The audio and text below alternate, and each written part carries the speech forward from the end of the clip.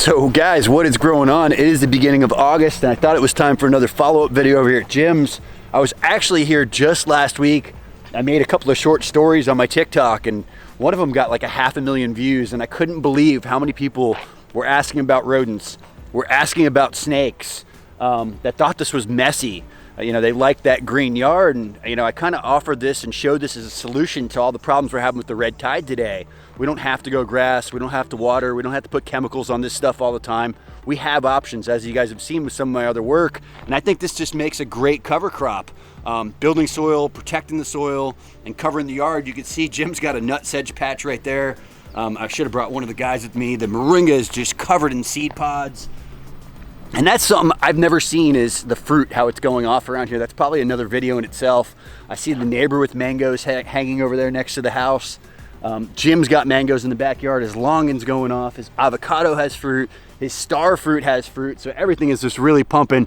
You guys can see this black commercial weed mat. This is the same stuff we use in the nursery. Jim puts this down on the driveway, almost as another form of cover crop. You know, rather than coming back in that shell driveway and putting herbicide like most people would do, or hand pulling, or using a hoe, he puts the black mat down and maybe gets 5% of those weeds that he would have typically gotten, you know, if he didn't cover the driveway. So it's saving him time. You know, when he gets back, he gets to harvest those sweet potatoes and run right to, you know, planting his next crops. He doesn't have to spend a ton of time on weeds, where there is a couple of patches. So another nutsedge patch here in the center. And I noticed up by the front of the house, there was also a little bit of weeds over there in the corner. But for the most part, this is a sea of green. He is getting a little penetration here on the edge. Super impressed with the peanuts. They've done an awesome job. I see he's still got some flowers hanging on. You know, and this is the bahia grass that's kind of hanging out by the road. What little bit of grass is left. And, you know, just getting back onto that grass subject again, if you are here in Florida, bahia is not native here, but it thrives on neglect. It can take our super droughts, it can turn brown for like a month and get rain and come back and be green. So, you know, if you do have to have that grass area, I guess some of the biggest complaints I got in the video was, where are my kids gonna play? Where is my dog gonna play?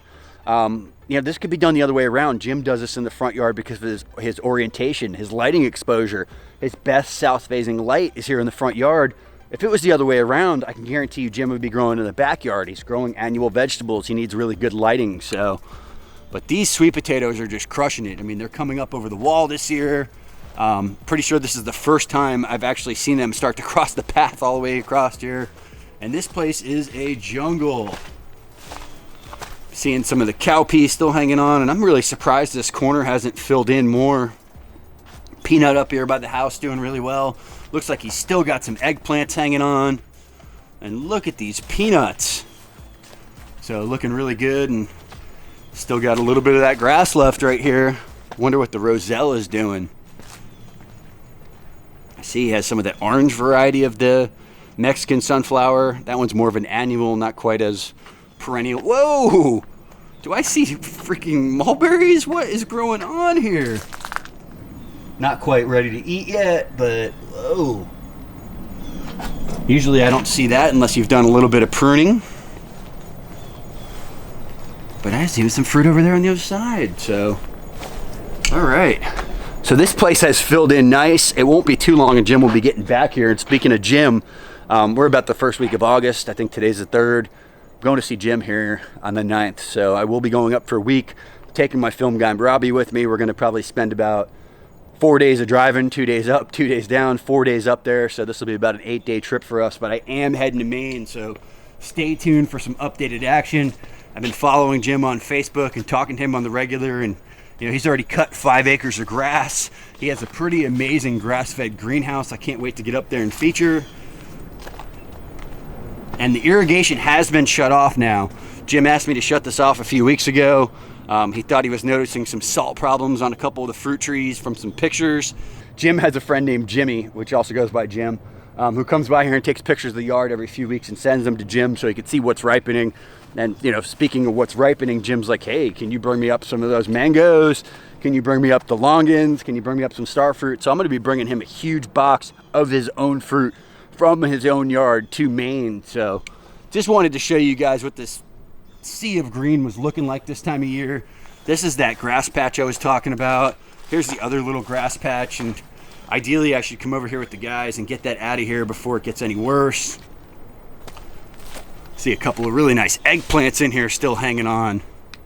Whoa, more eggplants hanging on. And just a sea of green. Mangoes over there in the back.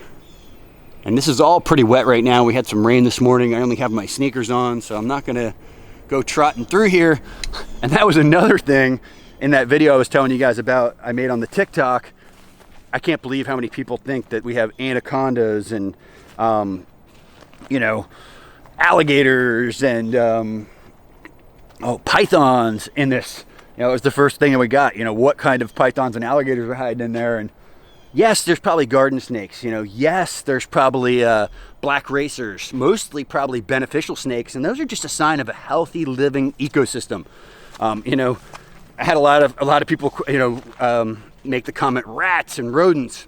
Well, that's why we have the snakes. You know, by creating that habitat, by having that balanced ecosystem. You know, we don't have an abundance of rats. We don't have an abundance of snakes. It's very balanced throughout here.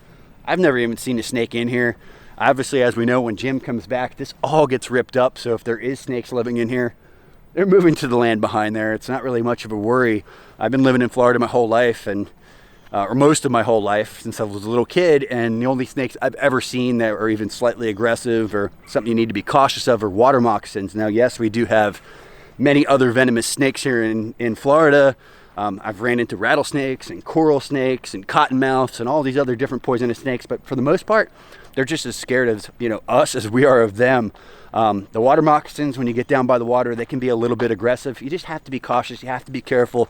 Just like anything, know where you're putting your feet. So let's walk up in here and see what else is growing on. I know the turmeric's doing really well.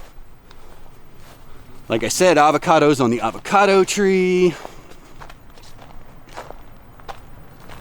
Oh, sea of green. Big old fig. And don't you look happy. Another moringa with pods. Big old pods. Look at the size of these things. Whoa. All right, so this is what you would eat green as a vegetable. I could go on and make another video about this tree, but we're not here for the moringa.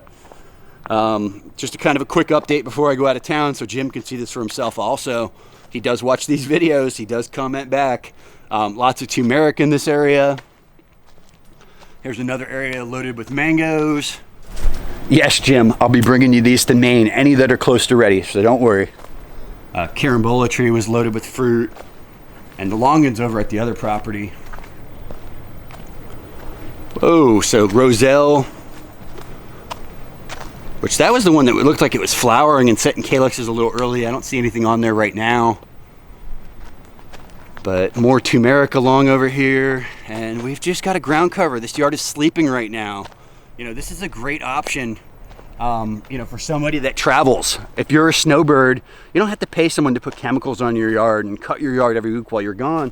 I think this is a great option. You know, you have a cover crop protecting the soil, growing into this sea of green. You come back, you're harvesting potatoes, and you could obviously transition to more of annual crops like Jim is doing, or just put in flowers or something to get you through the rest of the year. You know, or you can just do a xeriscape in the front yard with, you know, the perennial peanuts and the sunshine mimosa and the fruit trees. So we have so many other options rather than grass. Don't be a grass hole. Ooh, I see a pineapple. Ooh. Wow. Look at that little guy. I can smell him. He smells about ready. I might have to harvest that one and take it with me. Kind of want to beat the raccoons, and I don't know if that will make it all the way to Maine, so we'll see. All right, guys, I just wanted to get you a little bit of cover crop action, show you what's growing on at Jim's, show you what's ripening over here, kind of show you what the place looks like while it's sleeping before he gets home, because last time I came, it wasn't quite filled in yet. So I hope you enjoyed this follow-up video. Just know I'll be going to Maine to see Jim here very soon. Lots of new content, lots of new videos. Like I said, if you're on Instagram, if you're on TikTok, I post daily on there, more of a vlog type of day-to-day routine. So while I'm up there with Jim, while we're working in the garden, while we're making videos, you'll see stuff on there live at that time. Otherwise, you'll be waiting for the video for a week or two after I come back, but it will be coming. So if you guys enjoyed this video, you want to see more of Jim, you want to see more about what you can do in your yard that's not grass, give me a follow, hit that bell to stay notified, and most importantly, get outside and pound some dirt.